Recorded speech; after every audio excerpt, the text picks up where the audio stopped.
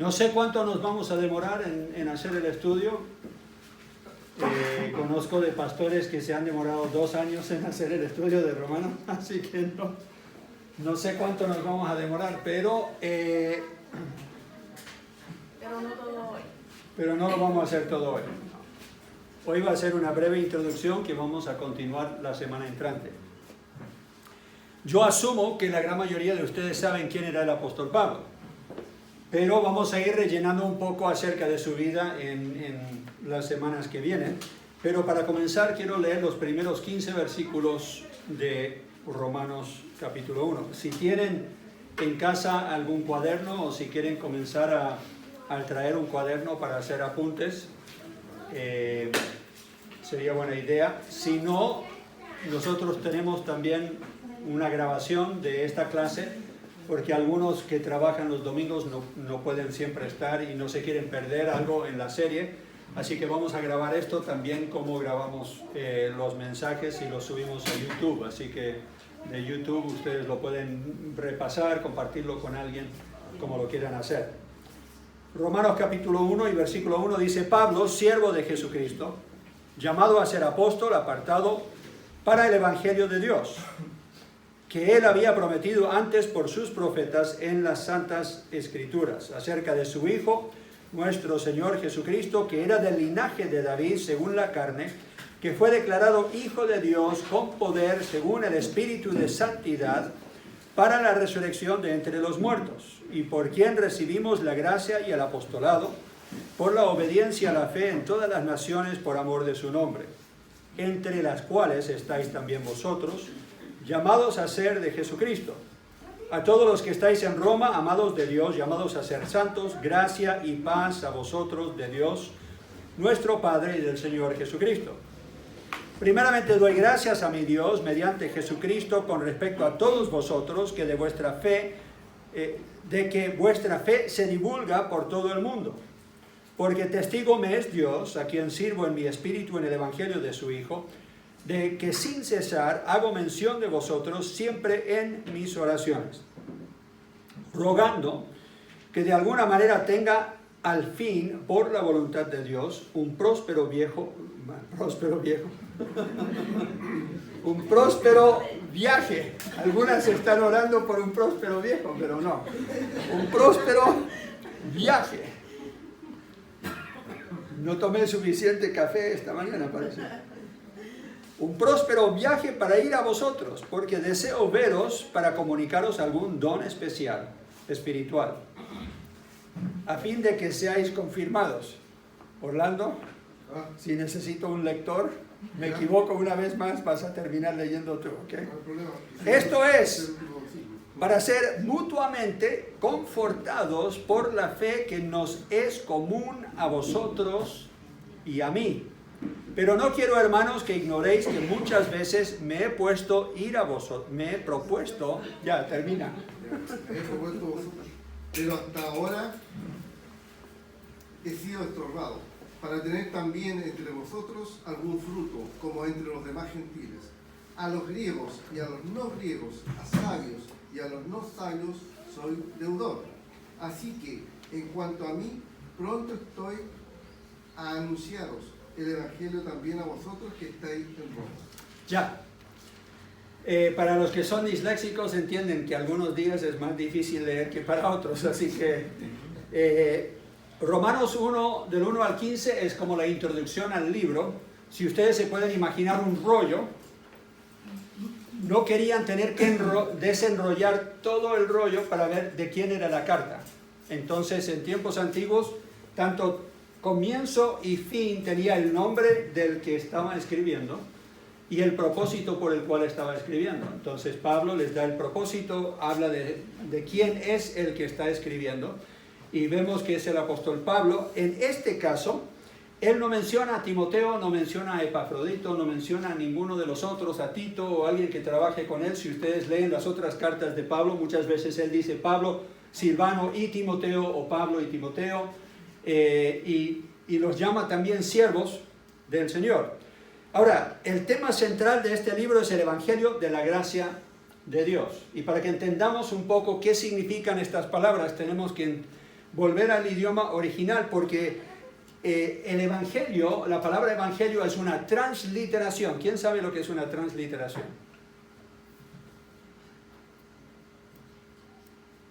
Una transliteración es que literalmente se pasa esa palabra de un idioma a otro. Por ejemplo, ustedes cuando usan un computador, ¿qué usan para guiar el cursor? Mouse. ¿Y qué es un mouse en español?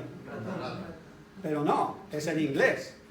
Pero ustedes llevaron la palabra mouse directamente del inglés al español. Esa es una transliteración.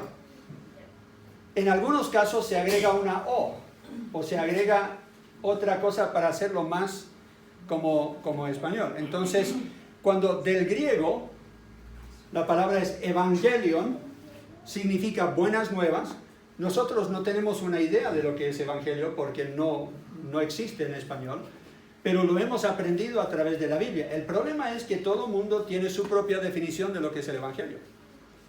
Hay muchos que salen a evangelizar, pero están dando su versión de lo que dice la Biblia, o están evangelizando no muy buenas nuevas. Por ejemplo, los religiosos que dicen que uno se tiene que ganar el cielo con buenas obras, ¿esas son buenas nuevas?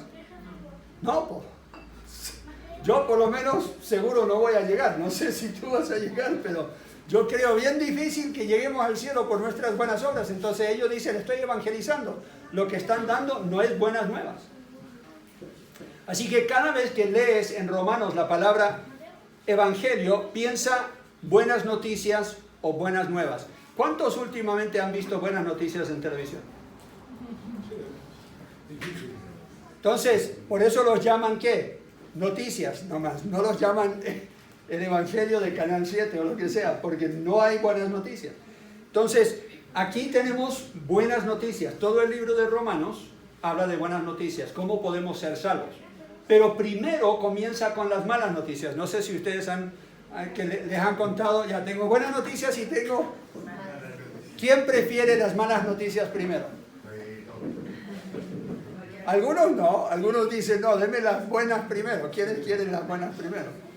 Entonces, Pablo dice, no, yo les voy a presentar la verdadera condición del ser humano. Les voy a dar las malas noticias primero.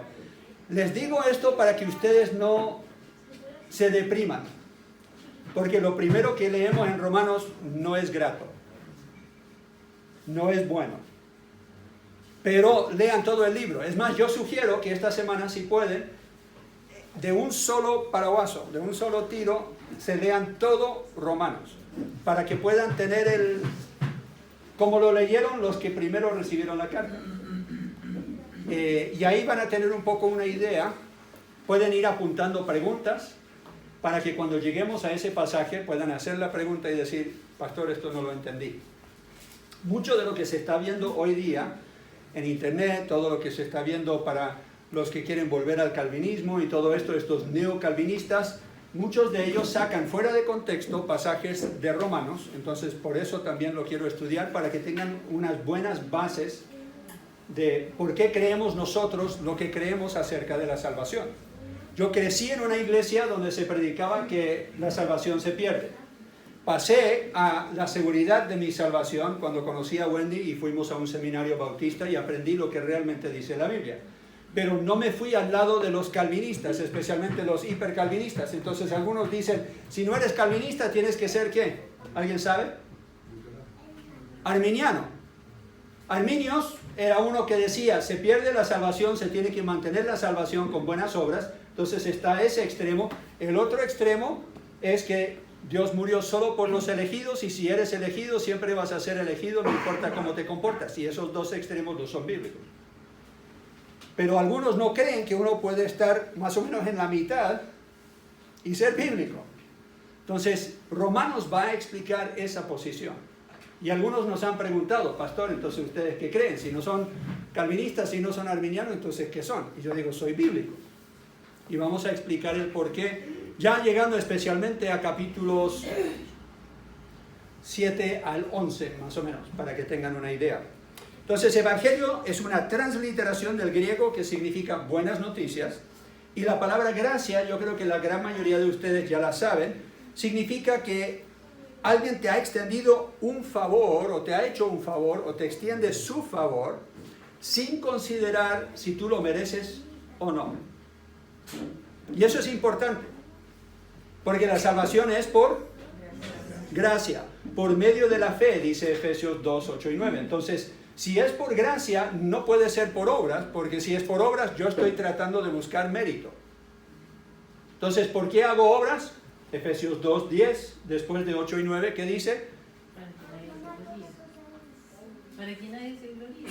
Pero justo después de eso dice que hacemos buenas obras porque Cristo de antemano preparó que nosotros hiciésemos esas buenas obras. ¿Para gloria de quién?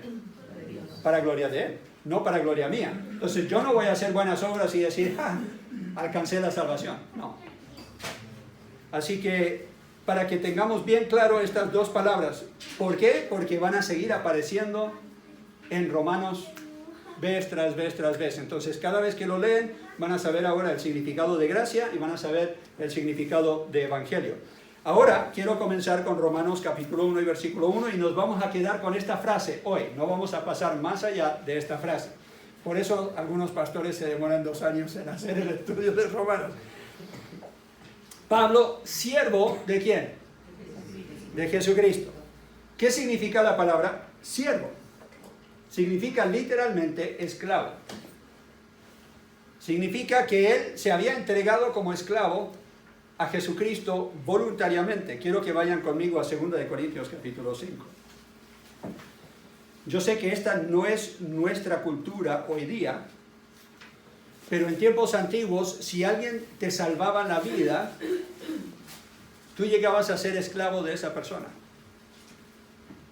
No sé si ustedes vieron la película, y generalmente no hablo de películas en la iglesia porque no hay película que sea el 100%, bueno, no hay muchas películas que sean el 100% cristianas o honren a Dios.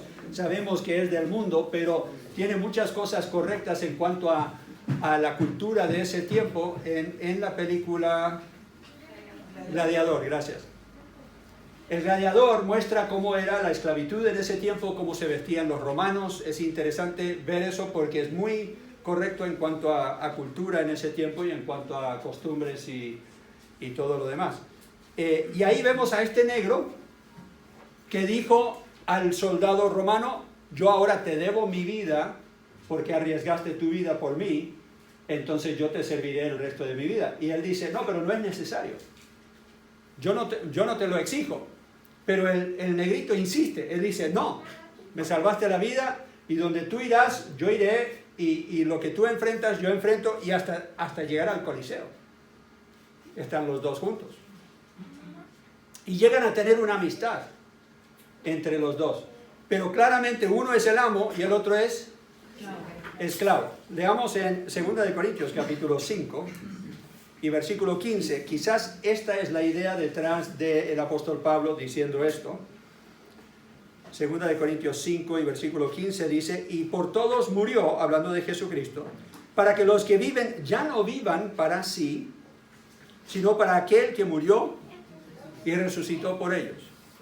La idea aquí, cuando Pablo dice, yo soy esclavo, soy siervo de Jesucristo, es que él ahora ya no vive para sí, él vive para Cristo. Wendy me salvó la vida, ustedes ya saben, me hizo las compresiones, reanimó mi corazón, y entonces yo ahora soy esclavo de la Wendy. Debería haberlo sido cuando primero le dije, yo te voy a amar para siempre, buenos tiempos, malos tiempos, porque uno se está comprometiendo a estar con ellas para siempre, ¿sí o no? Pero no entendí ese compromiso, realmente. Lo he entendido al pasar el tiempo. Y nos reímos un poco de eso, pero así debería ser nuestra actitud con el Señor Jesucristo. Él murió por ti, Él entregó su vida por ti, para que ya no vivas en una forma egocéntrica, egoísta, sino que vivas para Él. La palabra siervo, en la traducción al español, tiene detrás en el original muchas diferentes palabras, para que sepan. Entonces, cuando vemos que en español estamos leyendo siervo, El problema es que a veces nosotros vemos siervo y pensamos como gente piensa hoy día. Yo digo que soy pastor y la gente, uy, llegó el siervo de Dios, ¿no? Y como que cambian la voz y todo, y están hincando su rodilla y todo. ¿Dónde muestra eso la Biblia? ¿Hay algún pasaje que dice que deberíamos ser así? ¿Qué dijo Jesús? No se llamen rabí, no se llamen padre, ustedes todos son, ¿qué? Son siervos y son hermanos. Todos están al mismo plano. Entonces alguno dirá, sí, pero pastor, la Biblia dice que los que están en la iglesia deberían obedecer a sus pastores. Sí, hay un solo versículo que lo dice.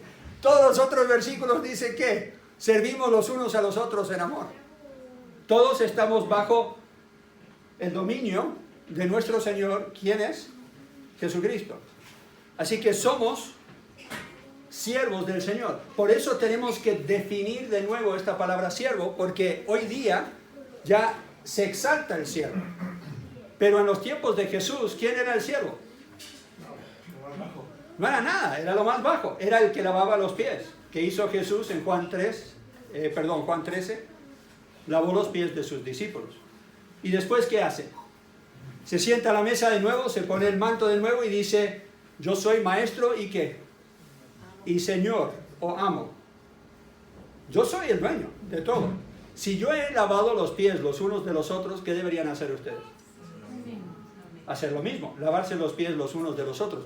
Yo no pierdo mi autoridad si me arrodillo delante de ti y te lavo los pies. Jesús no perdió su autoridad. Pero la autoridad es uno que Dios mismo da, es una otorgada o es una delegada. Entonces los esclavos en ese tiempo también tenían cierta autoridad cuando ya ganaban la confianza de la persona que los tenía como que era el dueño de ellos.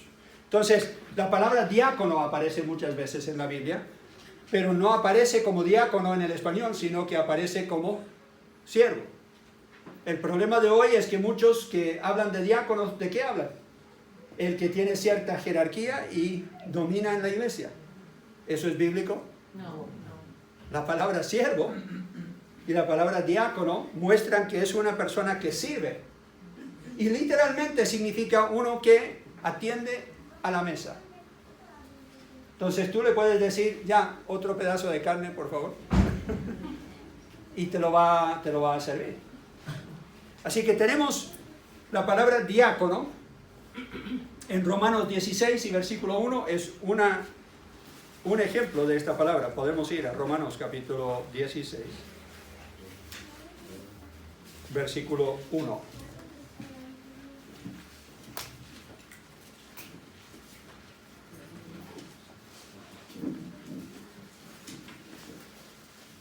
Os recomiendo además nuestra hermana Febe, la cual es diaconisa de la iglesia en Cencrea. Una de las pocas veces que la palabra diácono o diaconisa aparece, bueno, creo que es la única que dice diaconisa, y es una mujer que es alguien que servía en la congregación. Cuando las mujeres llegaban a cierta edad, especialmente si eran viudas, querían donar su tiempo a la iglesia y la iglesia les ayudaba con algo de comida o algún sustento económico. Ellas servían todo el tiempo en las iglesias visitando a las damas y ayudando con diferentes ministerios a los niños o lo que fuera. Y aparentemente esta hermana Febe es una de ellas y ella es la que está cargando, se cree, esta carta a los de Roma. Porque Pablo no va a ir a Roma todavía, es más, no conoce a estos creyentes en Roma. Entonces ella es sierva del Señor Jesucristo al ser diaconisa. Tenemos la palabra país, que era un niño o joven sirviente en una casa. A veces los padres tenían una deuda con alguien y no la podían pagar, entonces vendían a su hijo o su hija como esclavo. Y uno dice, eso no me entra en la cabeza. Bueno, era la cultura de ese tiempo. Y ese hijo o esa hija trabajaba en la casa de la persona con la cual se tenía la deuda hasta pagar la deuda y después volvía a casa. Entonces, esa es la palabra país en el griego. Está la palabra oiketes, que es un siervo que atiende en una casa, y es mencionado en Romanos 14, y versículo 4, ahí tienen la Biblia abierta, la pueden leer fácilmente, dice: ¿tú quién eres que juzgas al criado ajeno? Para su propio Señor está en pie o cae, pero estará firme, porque poderoso es el Señor para hacerle estar firme. Esa palabra criado es una palabra que muchas veces en otras versiones se traduce siervo y significa lo mismo, o es la misma palabra en español muchas veces, dependiendo de cuál versión de la Biblia estás leyendo. Y después tenemos el último, que está en Romanos capítulo 1 y versículo 1, que es la palabra doulos. Si saben algo de griego, si han estudiado algo de Biblia, entonces saben que la palabra doulos significa un esclavo, y podía ser una esclavitud voluntaria, podía ser que había llegado al punto en que se podía librar el esclavo. Si estabas en el pueblo de Israel y fuiste parte o miembro del pueblo de Israel, lo que terminabas haciendo después de cada 6 años era librar a todos los que eran tus esclavos. Porque en el 7º año los tenías que, ¿qué? Los tenías que soltar. O en el año de jubileo, después de que pasaran 50 años, tenías que librar a todos los esclavos y todas las personas que estaban bajo tu dominio. Así que eso lo van a ver en Deuteronomio capítulo 15. La Biblia dice que el que quería quedarse con su amo, quizás se había enamorado de otra esclava o de su hija, porque también habían leyes que permitían que un esclavo se casara con la hija de su dueño, y ya no era más esclavo, pero quería quedarse en casa y seguir sirviendo. No sé si ustedes se acuerdan que Jacob sirvió a Labán, ¿cuántos años? 7 años. ¿Cuántos de ustedes hubieran servido 7 años como esclavo para tener a su esposa? Uy, ni uno levanta la mano. Uy, qué pregunta, ¿eh? Ya nadie va a querer venir para el estudio de Romanos la semana entrante con preguntas como esa. 7 años sirvió por ella y le dio gato por liebre, o Lea por... ¿Quién era? Raquel. Y Lea, pobrecita, era fea, dice la Biblia. No lo dice claramente así, pero la Biblia dice que en ese tiempo ellas tenían un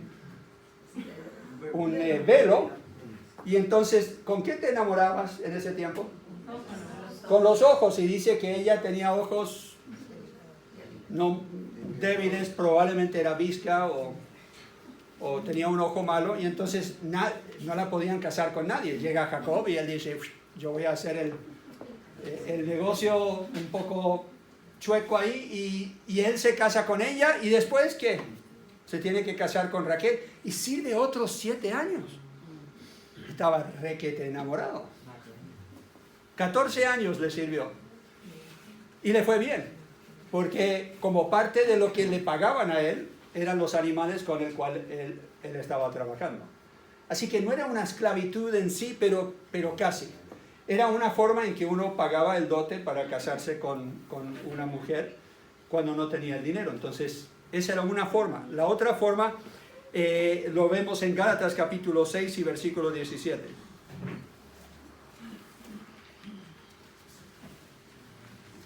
Cuando uno llegaba al punto en que decía: yo me quiero quedar con mi amo el resto de mi vida y le voy a servir para siempre, la Biblia dice en la ley que lo llevaban a la puerta y al marco de la puerta y le hacían un hoyo bien grande en su oreja.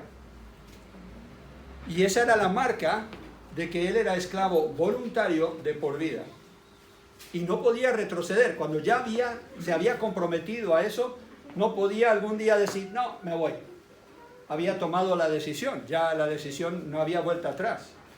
Entonces tenía esa marca el resto de su vida. Y algunos creen que en Gálatas capítulo 6 y versículo 17, eso es lo que el apóstol Pablo dice, cuando él dice: de aquí en adelante nadie me cause molestias, porque yo traigo en mi cuerpo las marcas del Señor Jesús. Él comienza diciendo: soy esclavo, y ahora habla de marcas que él tiene, que muestran a otros que él pertenece a Jesús. No literalmente un hoyo en su oreja, pero ¿qué marcas tenía el apóstol que mostraba que él realmente era esclavo de Cristo? ¿El qué? ¿El aguijón en la carne? Puede ser. Los Todos los azotes que había recibido, todos los golpes habían dejado marcas. Se pueden imaginar, apedreado, cuántas veces lo dejaron por muerto, lo habían azotado con varas. Eso literalmente te abría la espalda y te chorreaba la sangre. Y más de una vez le dieron esos golpes de esa forma. Estuvo náufrago en alta mar, cuántas veces. Todo eso deja sus secuelas. Si quieren leerlo en detalle, está en 2 de Corintios capítulo 11. Y ahí él nombra todas las cosas que él sufrió. Así que él da una idea de que yo soy esclavo de Jesucristo y estoy dispuesto a mostrar las cicatrices, se podría decir, que comprueban que yo soy esclavo de Cristo. Porque ¿quién haría esas cosas si no fuera un esclavo de Cristo? En Hechos, Cristo le dice, yo te voy a mandar a los gentiles y te voy a mostrar todo lo que tendrás que sufrir por mi nombre. Y hoy día, ¿qué tenemos? Más de una iglesia que te dice, si estás sufriendo, no es de Dios.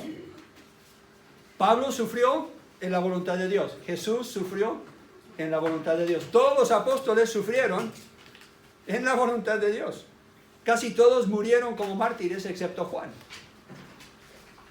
Entonces, ¿de dónde sacamos nosotros la idea de que no vamos a sufrir si estamos con Cristo, si estamos con el Señor? También el esclavo, el dulos, podía ejercer cierta autoridad en el hogar después de ganarse. Por ejemplo, ¿se acuerdan de José en el Antiguo Testamento? Llegó a ser el que manejaba toda la casa de Potifar, y dice la Biblia que Potifar le tenía tanta confianza que ni siquiera sabía cuánto tenía, cuánto entraba, cuánto salía, qué se compraba. Él tranquilo porque había depositado su confianza completamente en José. Y es la confianza que el Señor nos pone en nosotros. Él pide que nosotros seamos buenos administradores, y quizás ahora entienden un poco mejor por qué Jesús dio tantas ilustraciones en sus parábolas de que Él iba a recibir su reino y volvía y le iba a llamar a cada uno de sus esclavos a que dieran un reporte de lo que habían hecho con lo que Él les había dado. Porque Él les había dado, en un caso habla de minas, en otro caso habla de terrenos, pero dice, Dios les repartió a ellos sus bienes para que ellos ejercieran mientras Él no estaba. Y cada uno de nosotros que hemos recibido dones y habilidades, nuestro dinero, nuestro tiempo, somos administradores de esas cosas porque somos esclavos. No somos dueños de estas cosas. Y si realmente lo crees, cambia por completo tu parecer. Cuando aprendí esto, estábamos como misioneros en Colombia. Tenía un Land Rover antiguísimo, pero me encantaba. Era de colección. Y si a ustedes les gustan los vehículos antiguos, saben que vienen con qué cantidad de mañas y problemas. Nunca quería entrar en tercera a menos que estabas en las revoluciones perfectas y la velocidad perfecta. Y entonces a veces 2 o 3 veces tenía que trabajar el embriague para que entrara a tercera. Y en las montañas, bajando o subiendo, eso lo quieres hacer más o menos rápido o pierdes tu velocidad y no puedes subir. Pero con todas esas mañas me encariñé de ese vehículo. No sé qué pasa entre los hombres y sus vehículos, pero a veces...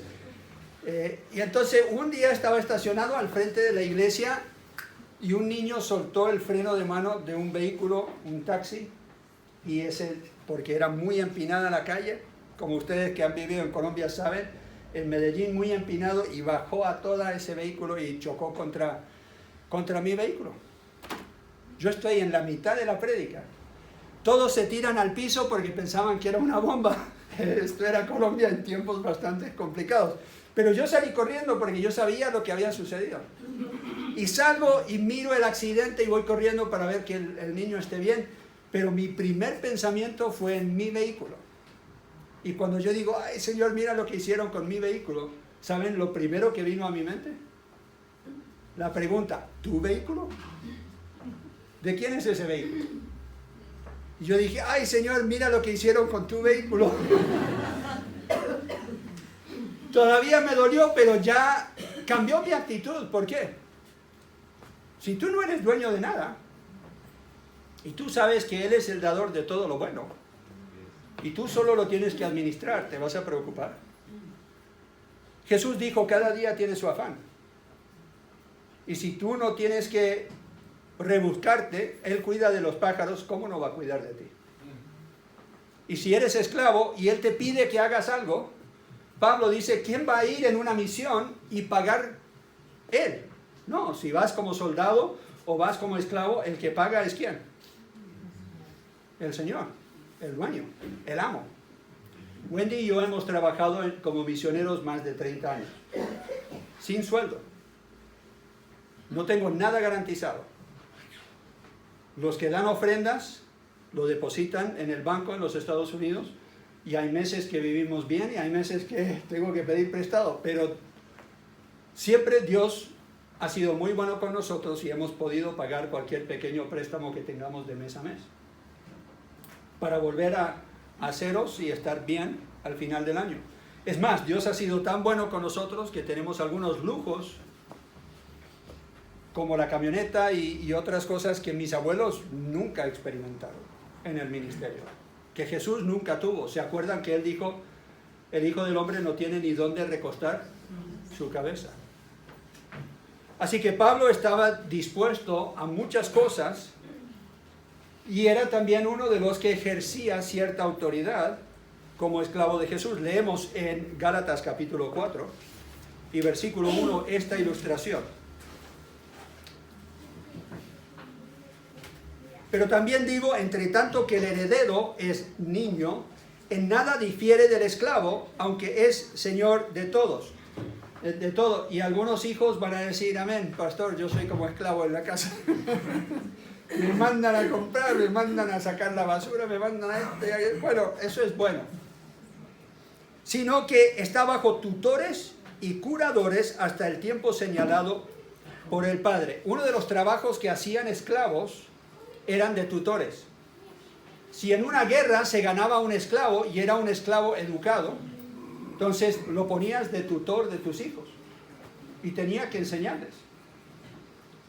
Así también nosotros, cuando éramos niños, estábamos en esclavitud bajo los rudimentos del mundo, pero cuando vino el cumplimiento del tiempo, Dios envió a su Hijo, nacido de mujer y nacido bajo la ley, para que redimiese a los que estaban bajo la ley, a fin de que recibiésemos la adopción de hijos. Y por cuanto sois hijos, Dios envió a vuestros corazones el espíritu de su Hijo, el cual clama, Abba, Padre.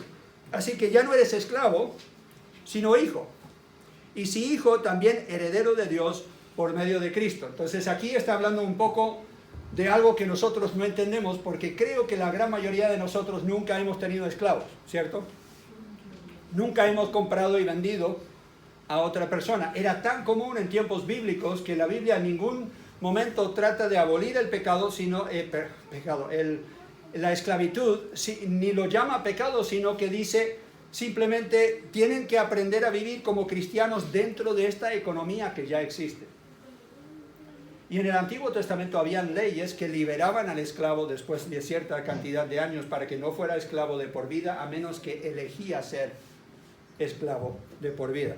Entonces, en este caso tenemos un ejemplo de alguien que es un mayordomo que le enseña a los hijos, que tiene cierta autoridad sobre los hijos hasta que el hijo llegue a cierta edad en que ya no lo traten como esclavo. Y es un poco raro eso, ¿no? De que un esclavo sea más como hijo y el hijo sea más como esclavo, porque le tiene que hacer caso al esclavo que él está tutoreando. Pero era el sistema que se ocupaba en ese tiempo. Y eso nos ayuda a entender un poco algunos pasajes de la Biblia, donde Pablo dice, yo soy esclavo, pero tengo autoridad sobre las iglesias. ¿Por qué? Porque Dios le había dado revelación para enseñar a otros, especialmente cuando eran inmaduros y todavía no habían crecido para ellos mismos poder ser maestros. ¿Tiene sentido?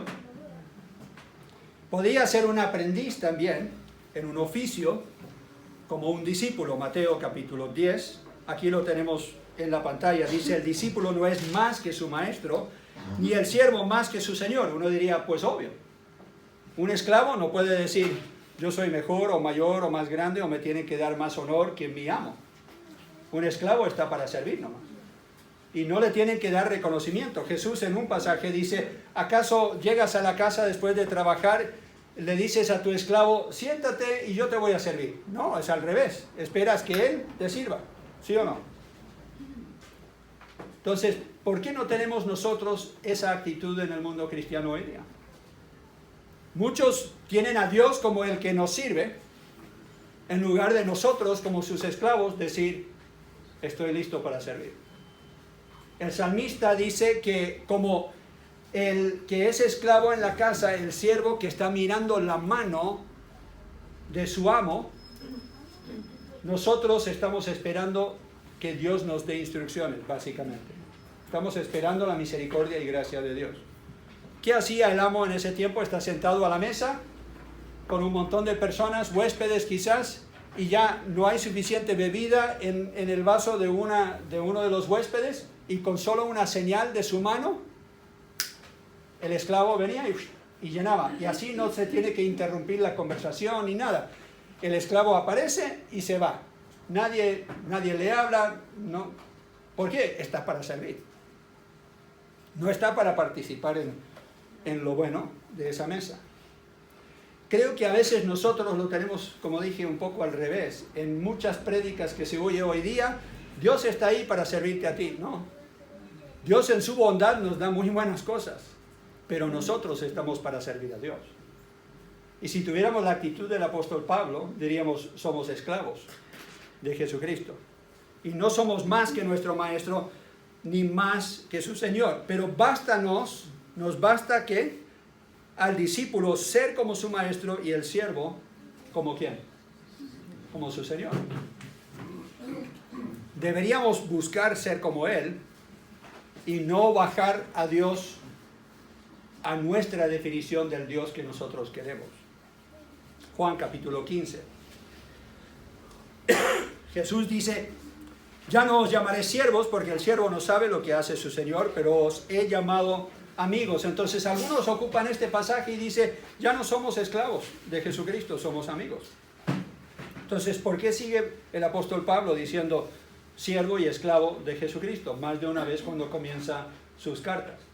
Porque uno puede ser esclavo y aún ser amigo.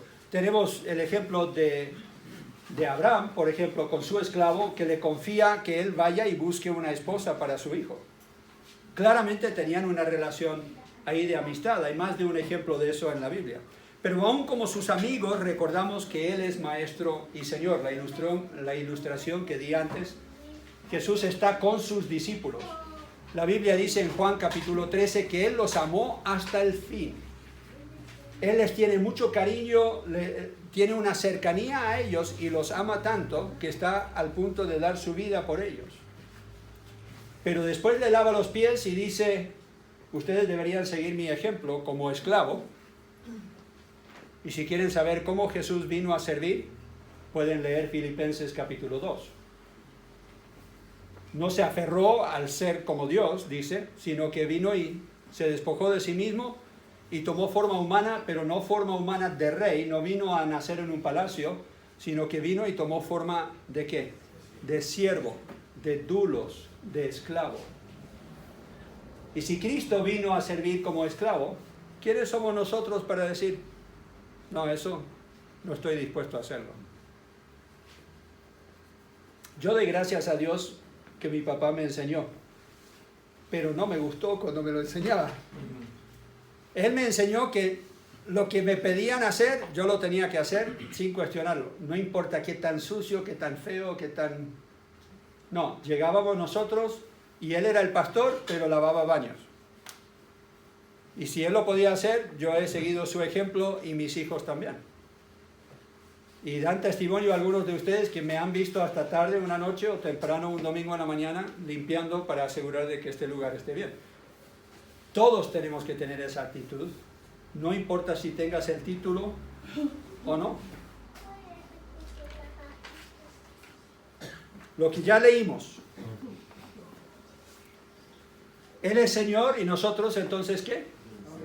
Le obedecemos.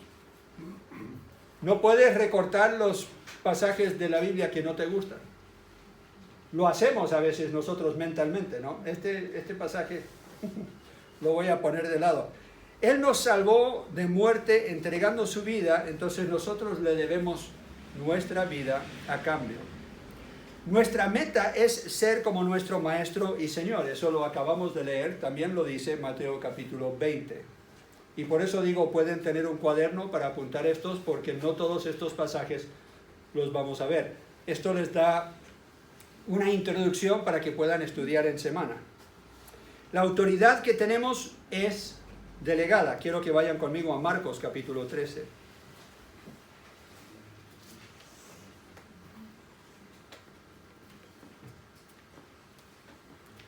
Marcos capítulo 13 y versículo 34.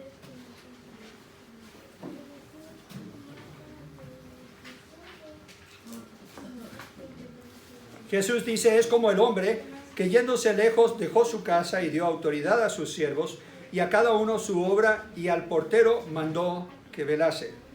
Velad pues, porque no sabéis cuándo vendrá el Señor de la casa, si al anochecer, o a la medianoche, o al canto del gallo, o a la mañana, para que cuando venga de repente no os halle durmiendo. Y lo que a vosotros digo, a todo lo digo, velad. O sea, ocúpense en el negocio del Señor Jesucristo. Él es nuestro amo. Entonces deberíamos estar activos como esclavos y deberíamos ejercer la autoridad y la responsabilidad que Él nos ha delegado.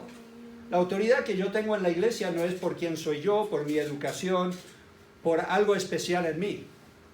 La única autoridad que tengo yo es la que me dio Jesucristo al llamarme para ser pastor de esta congregación.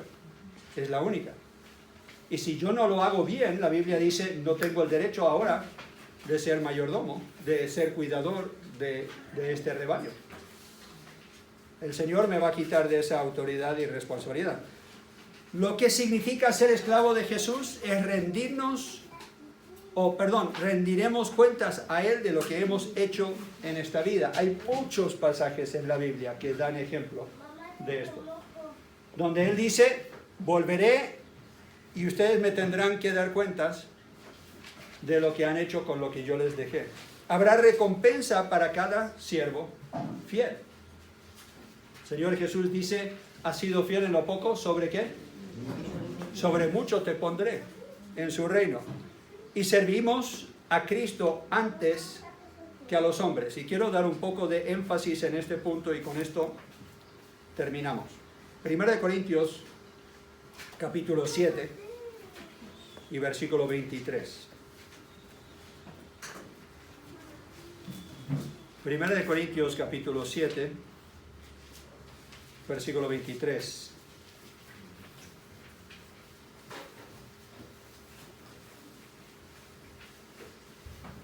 Pablo aquí está hablando de que hemos sido redimidos, hemos sido comprados por precio. Dice, por precio fuisteis comprados, no os hagáis esclavos de los hombres. ¿Qué significa ser esclavo de los hombres? La Biblia dice que el temor del hombre viene a ser una trampa en el cual nosotros caemos. Jesús lo puso de esta forma. No puedes servir a Dios y a las riquezas, o no puedes tener dos amos.